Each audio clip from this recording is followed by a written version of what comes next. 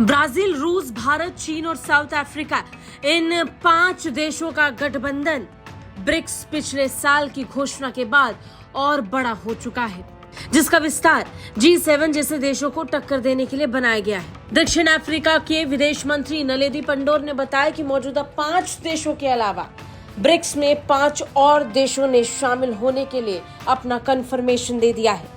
हालांकि सऊदी को लेकर खबरें कुछ अलग हैं। ब्रिक्स अपने विस्तार की तैयारी कर रहा था कि तभी सऊदी ने इसे लेकर एक तगड़ा झटका दे दिया। जब दुनिया भर के देश ब्रिक्स से जुड़ना चाहते हैं, तब सऊदी अरब का रुख अभी भी कुछ खास पसंद नहीं किया जा रहा, क्योंकि सऊदी का रुख अस्पष्ट है। ब्रिक्स दुनिया भर की उभरती हुई अर्थव्यवस्थाओं का एक वैश्विक मंच है, जिसमें यूएई, इजिप्ट, ईरान और इथोपिया ने भी अपनी जगह पक्की कर ली है। यूएई, इजिप्ट, ईरान और इथोपिया को लेकर तो कोई असमंजस की स्थिति नहीं है, लेकिन सऊदी अरब को लेकर थोड़ी दुविधा अब भी बरकरार है। रॉयटर्स की एक रिपोर्ट के मुताबिक अभी भी सऊदी ने औपचारिक तौर पर ब्रिक्स में जुड़ने की बात नहीं की ही है। एक अधिकारी ने रॉयटर्स को इसे लेकर जानकारी दी, जहां दक्षिण अफ्रीका के विदेश मंत्री नलेदी पंडोर ने सऊदी अरब के शामिल होने की पुष्टि की।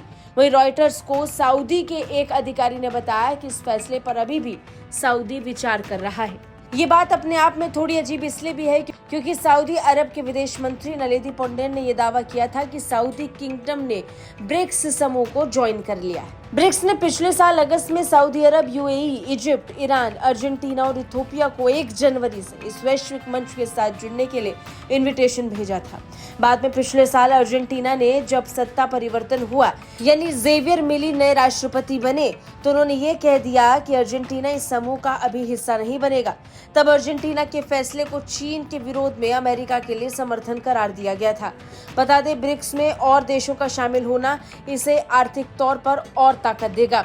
ब्रिक्स की कोशिश है कि वो ग्लोबल साउथ का चैंपियन बनकर उभरे। इन नए देशों के शामिल होने के बाद ब्रिक्स की इस कोशिश को पंख मिलेंगे। हालांकि सऊदी अब भी इस पर सोच विचार रहा है। फैजल अल इब्राहिम सऊदी अरब के फिलहाल अर्थव्यवस्था से जुड़े मामलों के मंत्री हैं। उन्होंने पिछले महीने ही ये कहा था कि सऊदी अरब अभी भी इस मामले को देख परख रहा है, अभी उसने जुड़ने का पक्ष नहीं लिया है। इन 2 बातों के बीच में बड़ी बात यह है कि ब्रिक्स का विस्तार हो रहा है। हालांकि सऊदी को भी लगभग कंफर्म माना जाना चाहिए। सऊदी के अभी तक नहीं जुड़ने का एक कारण ये बताया जा रहा है कि सऊदी को चिंता है कि चीन, रूस और अमेरिका के बीच जारी तनाव को देखते हुए कोई ठोस फैसला लेने में अभी वक्त लग सकता है। हालांकि अगर ब्रिक्स का विस्तार होगा तो इसे अमेरिका के लिए ही सबसे बड़ा झटका माना जाएगा, क्योंकि अमेरिका अपनी मौजूदगी के बिना किसी समूह को मजबूत देखना ही नहीं चाहता है। ब्यूरो रिपोर्ट, भारत तक।